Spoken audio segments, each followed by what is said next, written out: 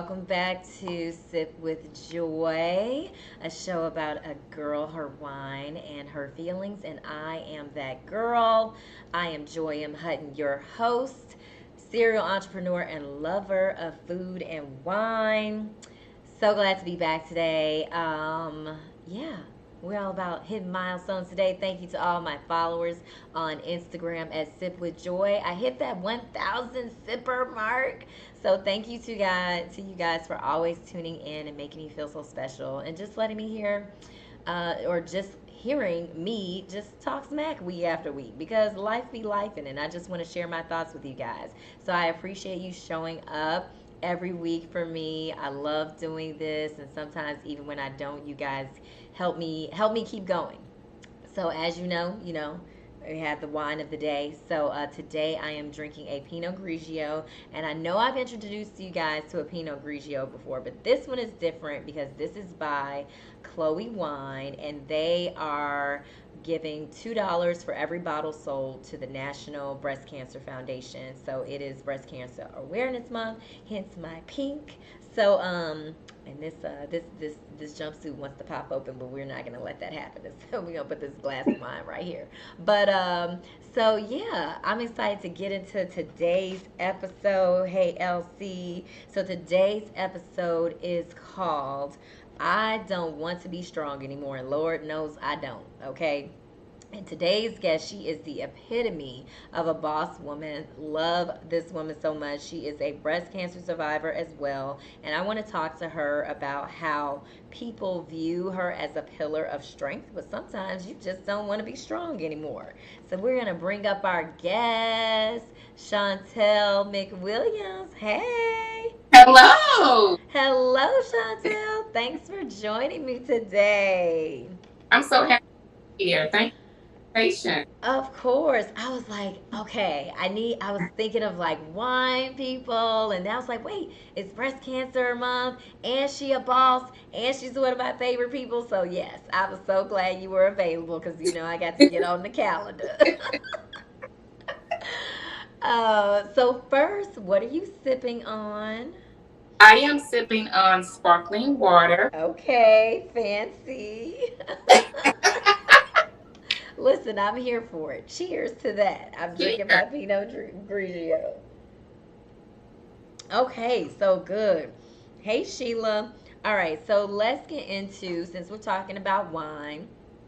You are a philanthropist. You are also the managing partner of Trez Bistro and Wine Bar here in Houston. So we'll talk about how that all happened because I was like, oh my gosh, I love it. I often tell people when opportunity in in front of you, you really take it, whether Hmm. you're prepared for it or not. And I'm not going to say that I was prepared to own a wine bar. Yeah. Right. A good friend of mine he was looking at a wine at this particular wine bar, and he said, "You know what? We should be partners. We should do this together." And I'm like, "We don't know anything about the hospitality business. I'm a college professor. I'm working on my PhD, uh, Right. and so he has partnerships, two totally different industries." Hmm. And so he said, "Well, I've always wanted a sports bar," and I was like, "This can't be a sports bar. It has to be a Right. wine bistro. It has to be cute food, boutique Hmm. wines, and we have to do a community focus. So I wanted to make sure that I brought my personality to the opportunity instead of just taking the opportunity and just allowing someone to carve your own lane. I Right. made sure I did things that was true to me so I could enjoy it. So I wanted to do something that I loved, still had a learning curve. I love to learn, but I wanted to make it my own. So Yeah. that's how Trez was created. We started off just it looks completely different than it did when we first purchased it.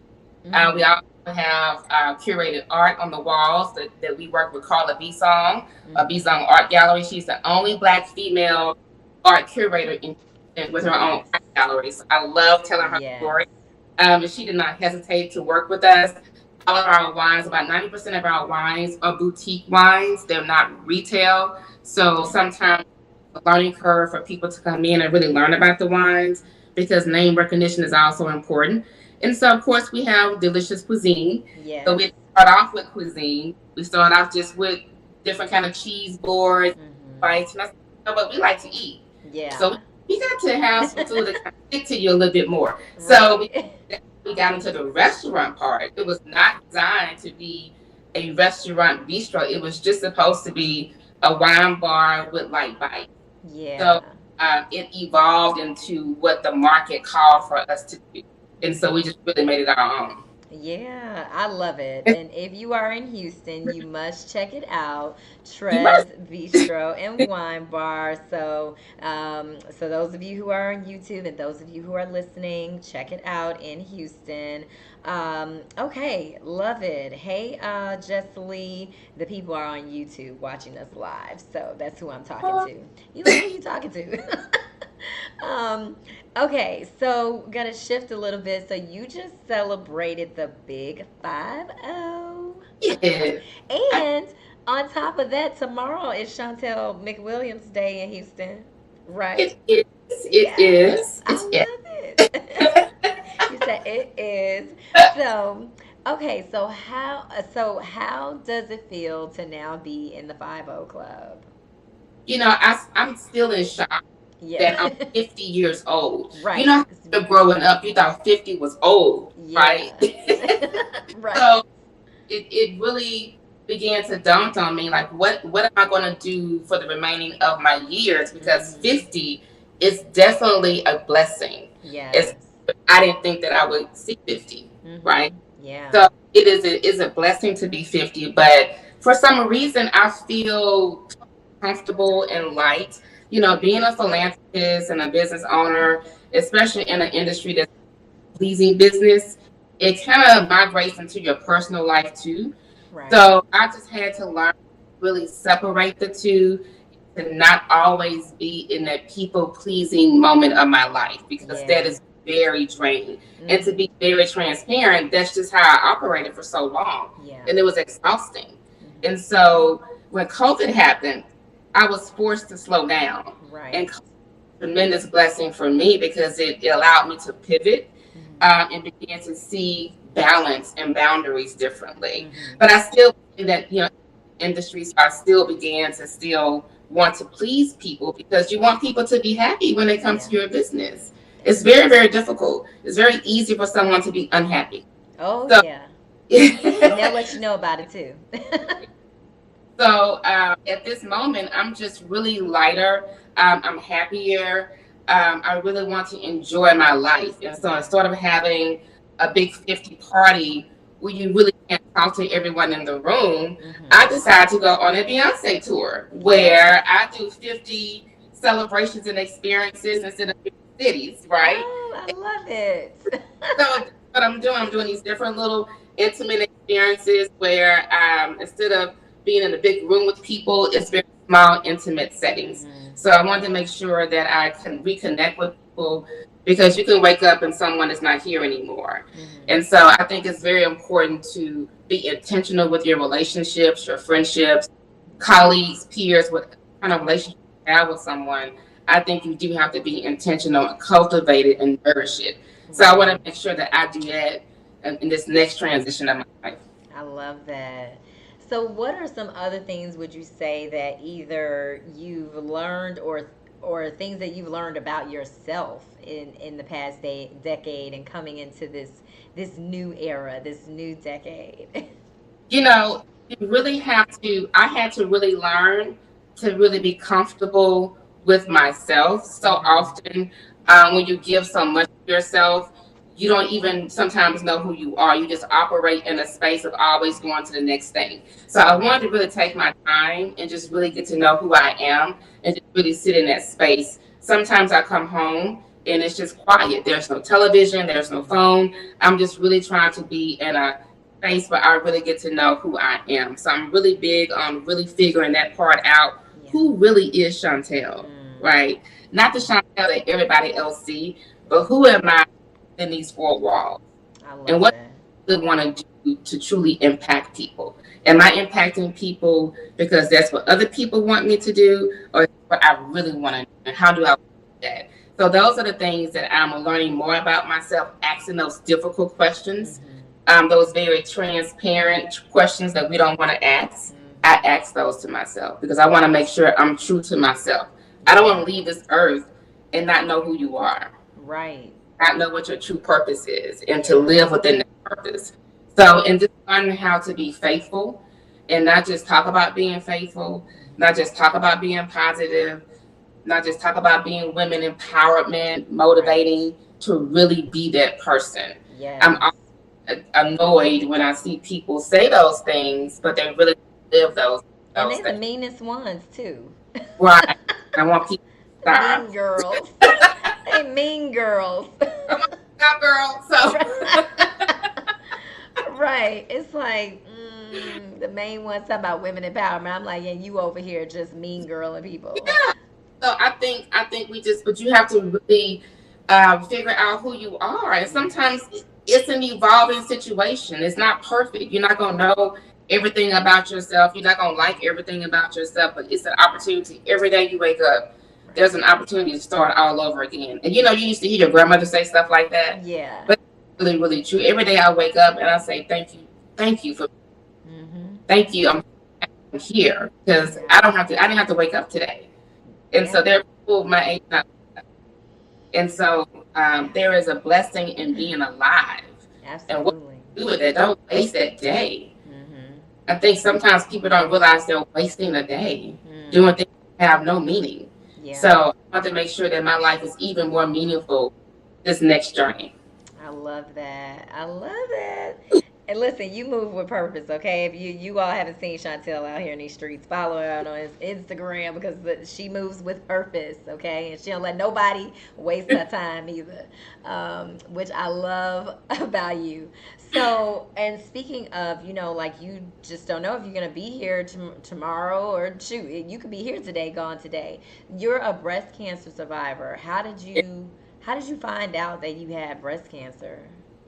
You know, I was putting on lotion and I felt the lump. Mm-hmm. It wasn't on my breast. It was actually right here. Wow. This is not your breast, right? It's your breast wall. That's not Yeah. your breast. Mm-hmm. So when I felt the lump, I didn't tell anybody for 3 weeks. Wow.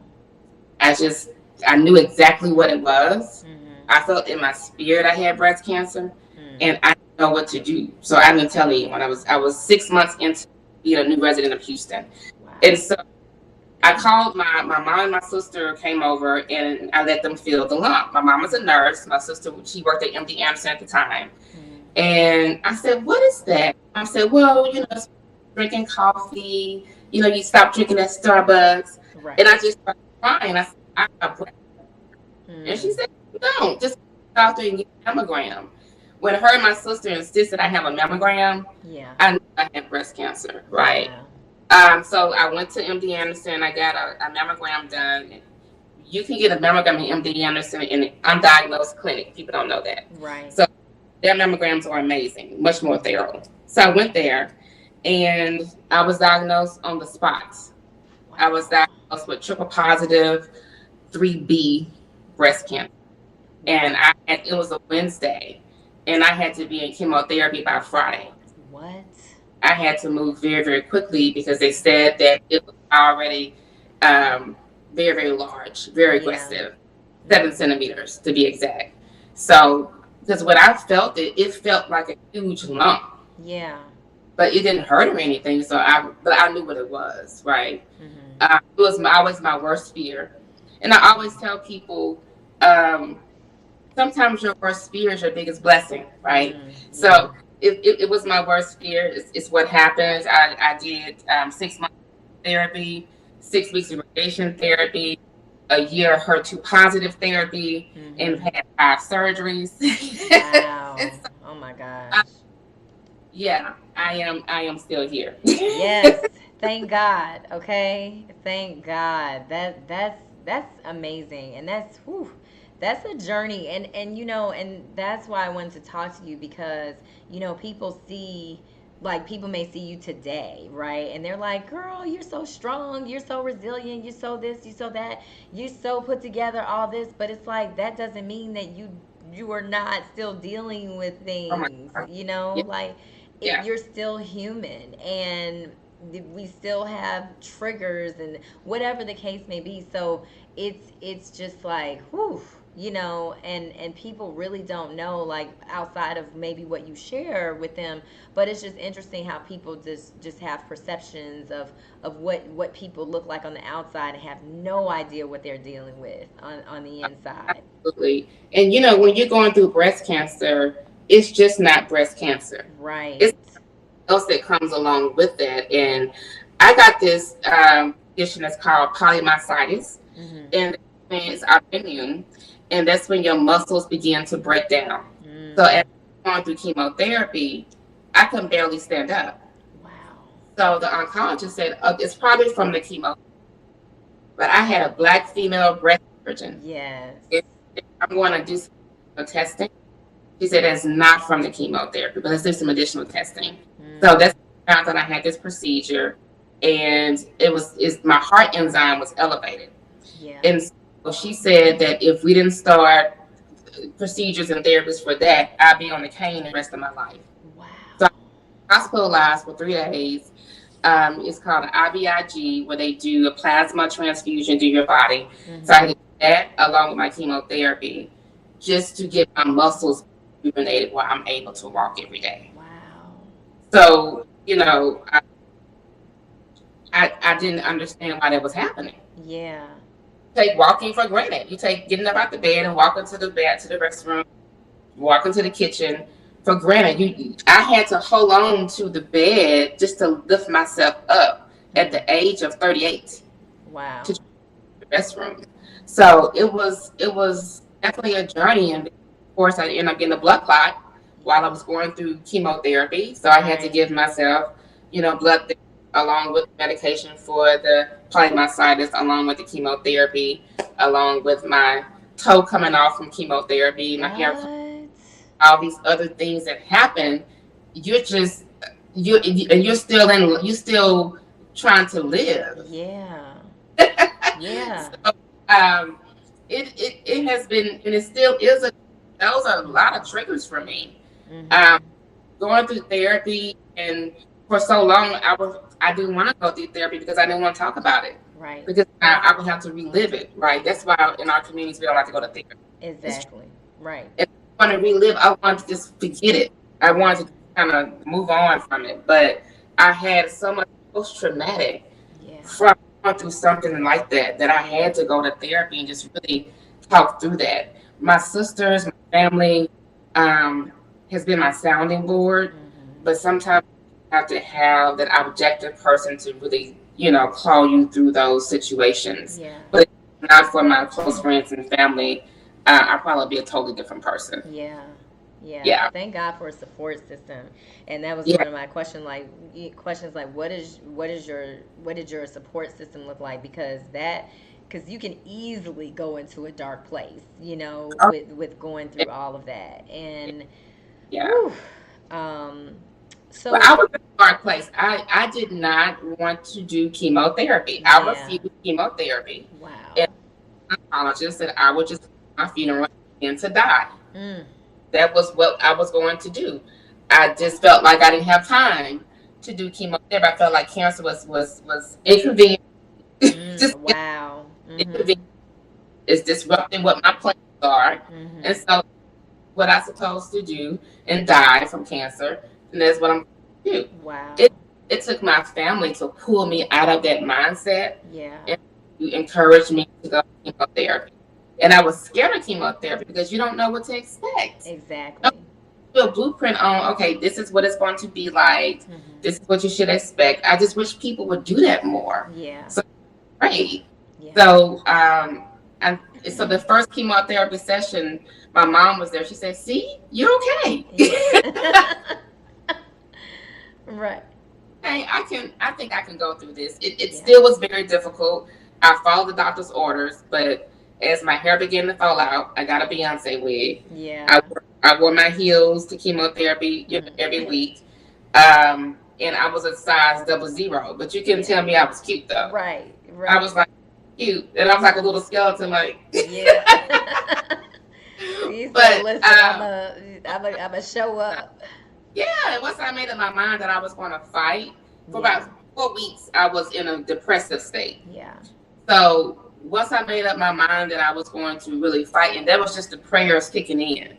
The mm, prayers, and my mom, my dad, my sister, so many people praying for me. mm, It was an amazing journey of support yeah, uh, that I just really couldn't believe. I was overwhelmed by it. right. And those prayers and that support kicked in, and that, you know what, I'm going to fight this. Hmm. But for about weeks, I just couldn't even talk on the phone to anybody. I was just, Yeah, it was very depressing. I yeah, I can't even say I can imagine because I just don't. You just don't know what it's like if you haven't Yeah. been through it. Yeah, And I don't think people talk about that part as much. They talk about, the fighter, and yeah, that you have to go through that to get to that, hmm, because it's not something you can pick up and hear. So exactly.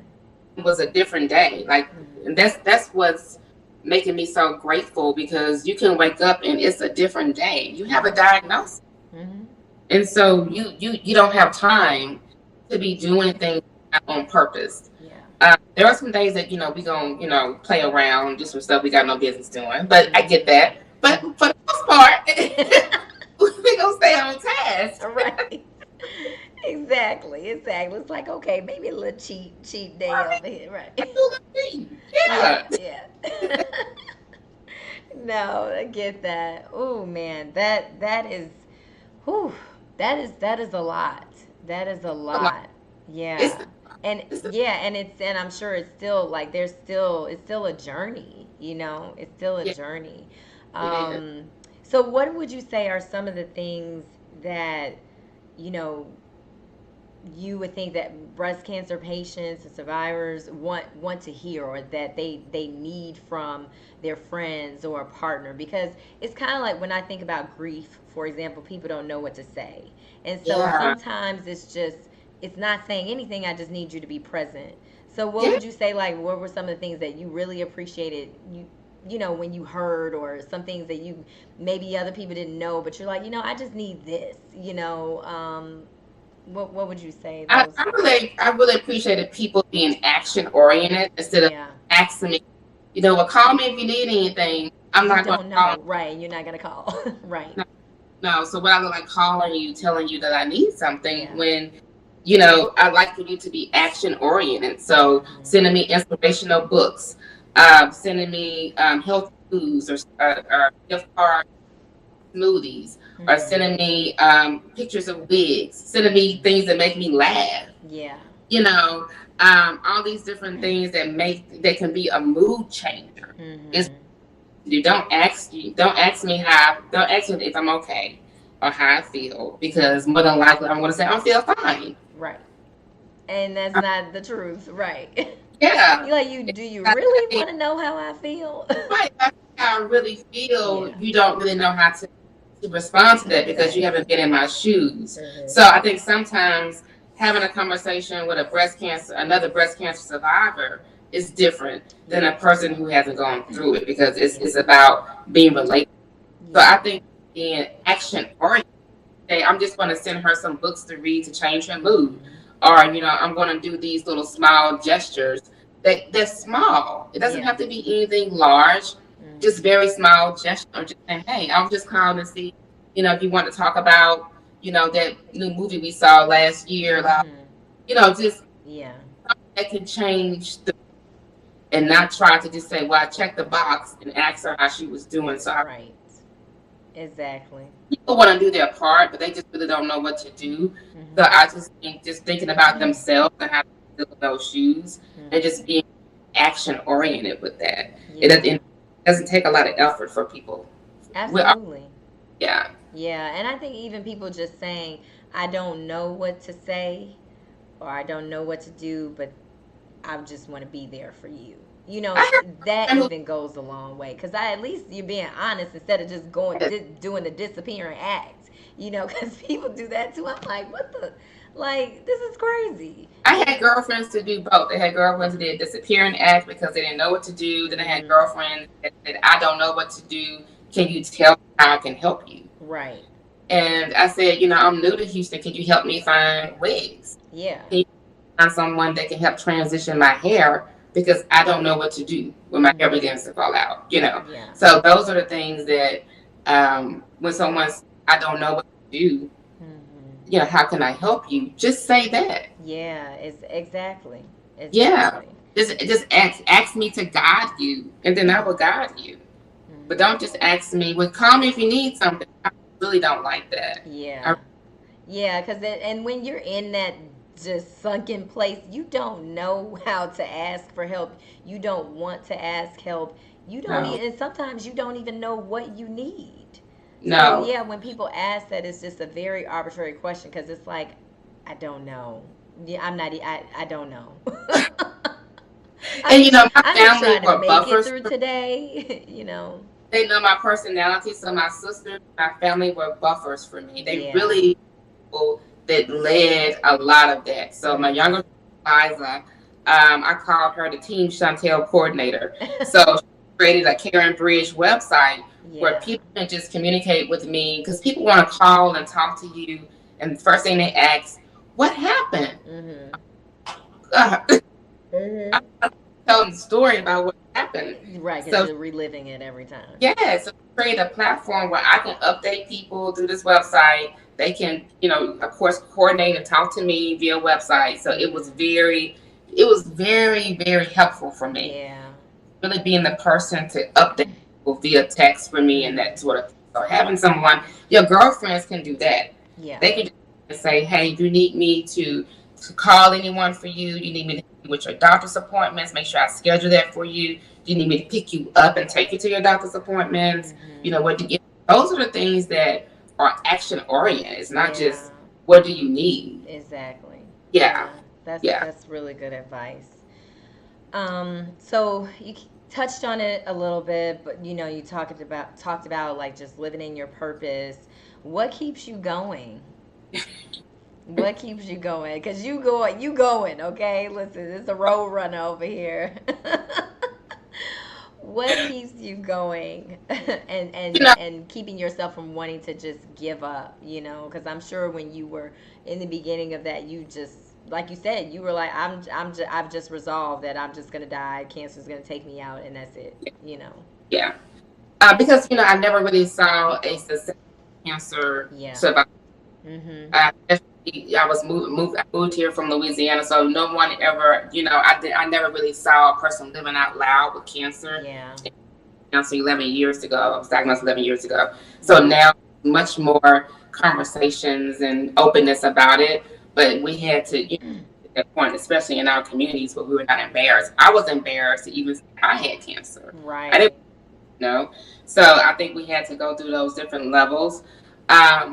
But I think primarily, what was your question again?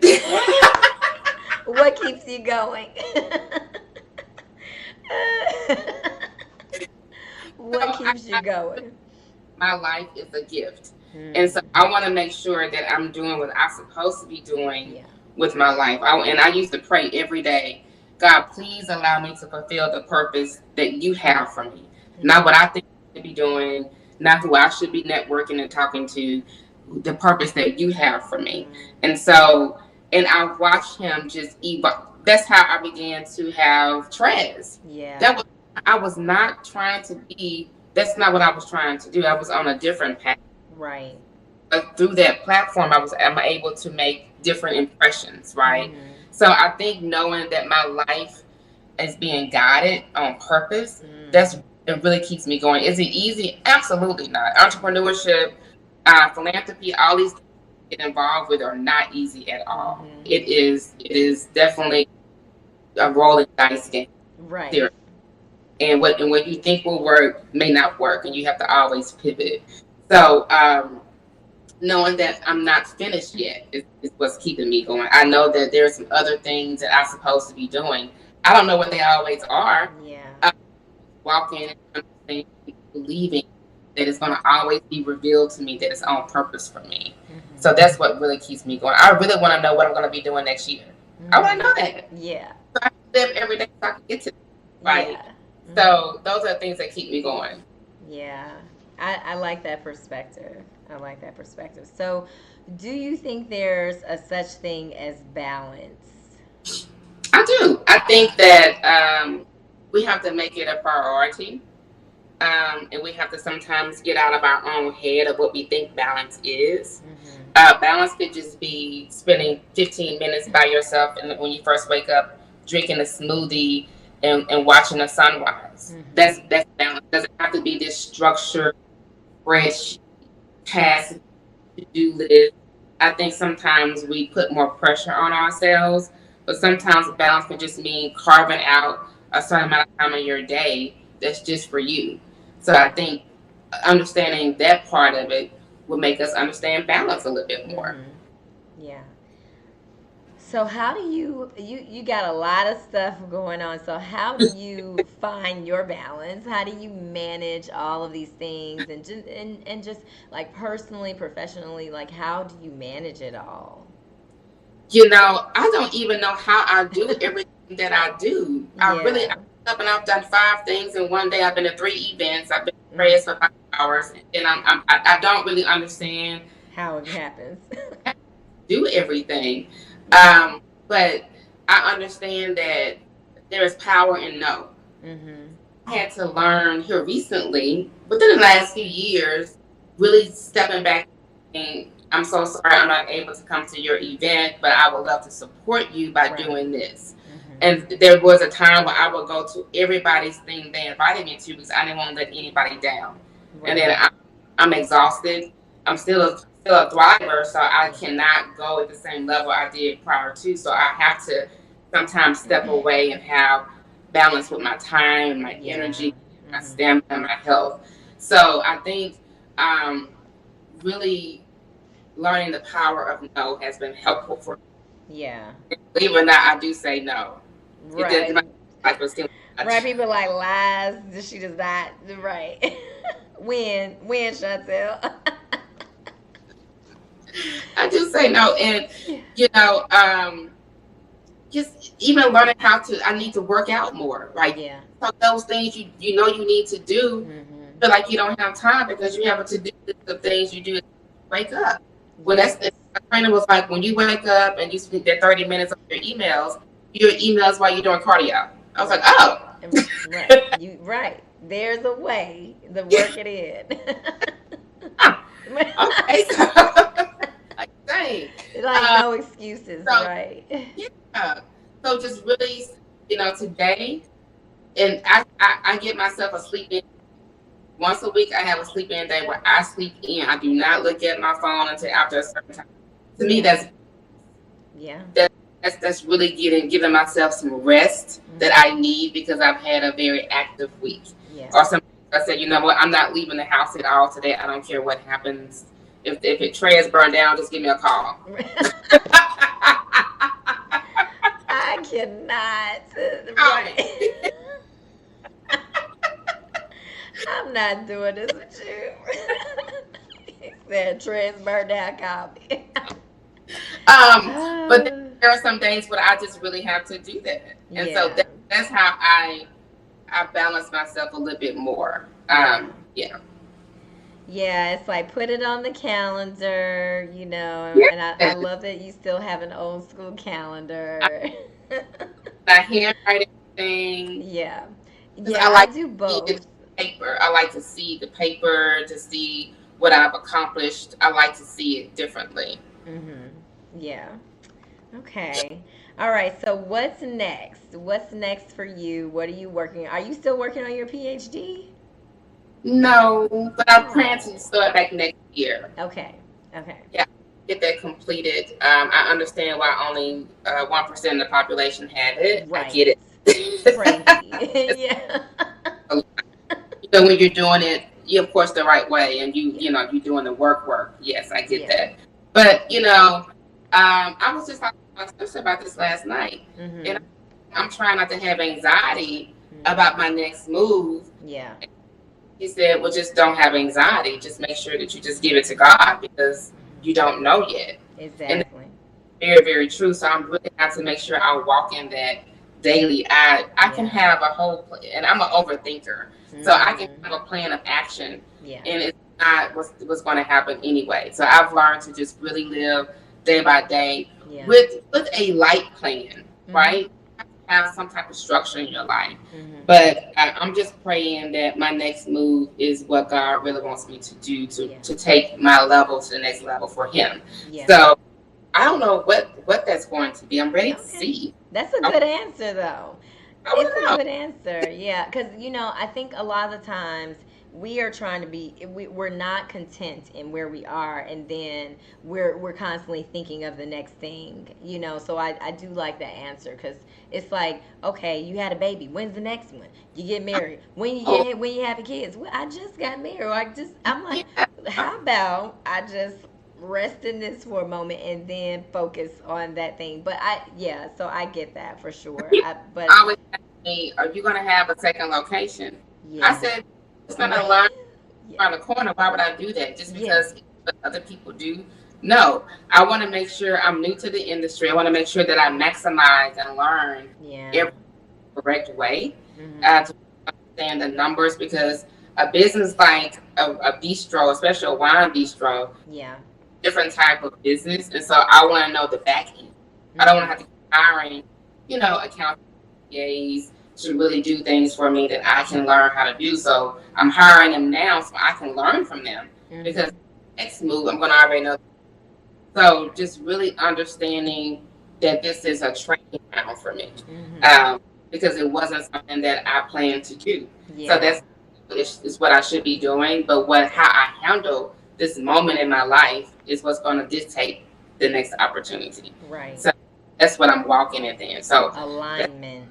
probably the same conversation that you're like, do you remember we was talking? And I was like, Yeah. oh, look what Yes, it's all about alignment, which I love because you're like you said, you're very purposeful and you want to make sure that what you're doing is you're living on purpose. You're living. You are now living out loud. You I'm say doing. you didn't know anybody, but you're living out loud.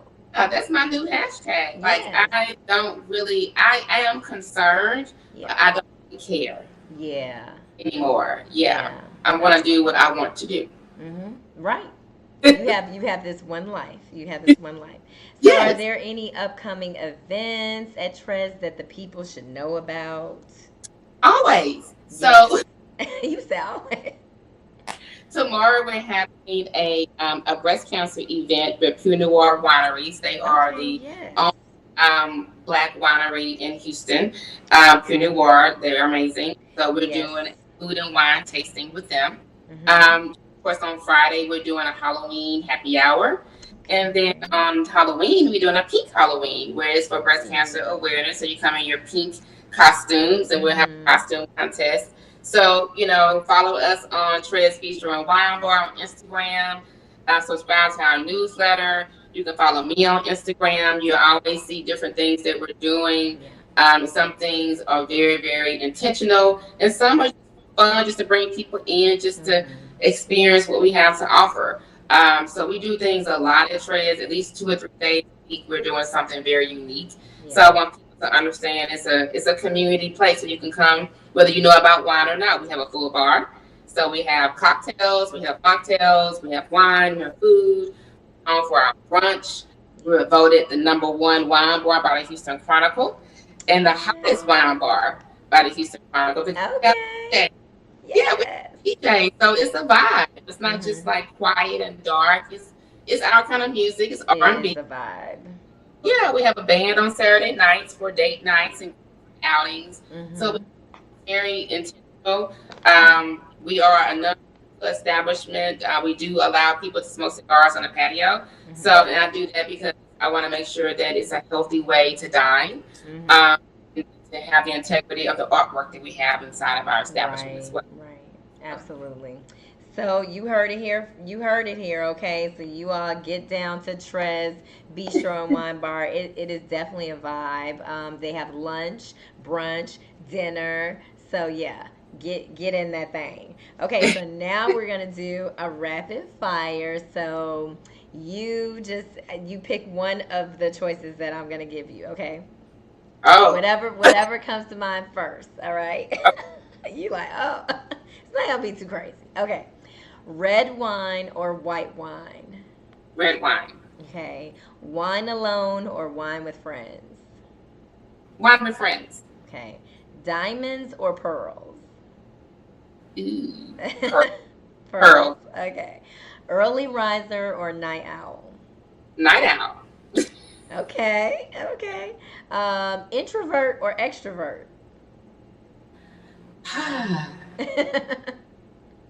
Extrovert. Okay. Dancing with the stars or dancing alone? Hands Okay. And what is your favorite wine? Ooh.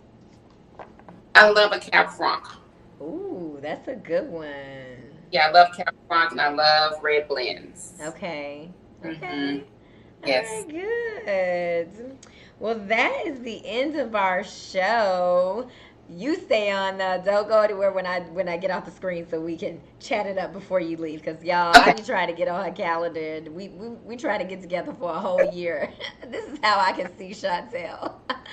So, guys, I will not be here next week. Okay, so I will be here the week after on the 30th. So don't miss me too much. But tomorrow is Shawntell McWilliams Day in Houston. So make sure you follow her on Instagram at Shawntell.McWilliams. Give her a shout out on her big day tomorrow. And if you're in Houston, go stop by Trez Bistro and Wine Bar. And yeah, I'll see you guys not next week, week after next. And yeah. And oh, today is my third anniversary for my company On The Go Glam. So really excited about that. Yes, I was like, oh my God, it's my anniversary today. So it is our glam day today. So yeah, so we got a lot of milestones going around here. And then everyone said they said you are a walking testimony. Oh. You never know what people might be going through. They say you're beautiful. Sheila said you're beautiful inside and out. Is your mom Deborah Lawrence? Yes. Yeah, she said proud mother. And someone earlier said COVID allowed me to quit a job I was miserable in. So just shout outs for just your testimony and everything that you've been through. And LC was saying earlier, I think people say that because they don't know what to say or do when we were having the conversation earlier, or sometimes they know you're not going to call for help. And I know I don't. People know I'm not going to ask for help. So it's like you either leave me here to die or just show up. Cause I'm not, I'm not. like that's just not my personality, and so I'm the helper. I'm not the receiver, I'm the giver. So but I think as I get older, I have had to just fall back on that, and okay, fine. What you doing, can you do this? So I've had to relinquish a little bit of that control even over myself. And so I think that, yeah, it comes with just evolving, like you said earlier, and growing as a Oh, person. So I yeah. love your story, love you, and thank you so much for coming on and sharing with the Absolutely. good people here. Anything. Yes, yes. So we're going to see each other soon, and I'll see you when we get out of here, too. All Okay. right, everybody. See you all in 2 weeks, and thanks for tuning in. Bye.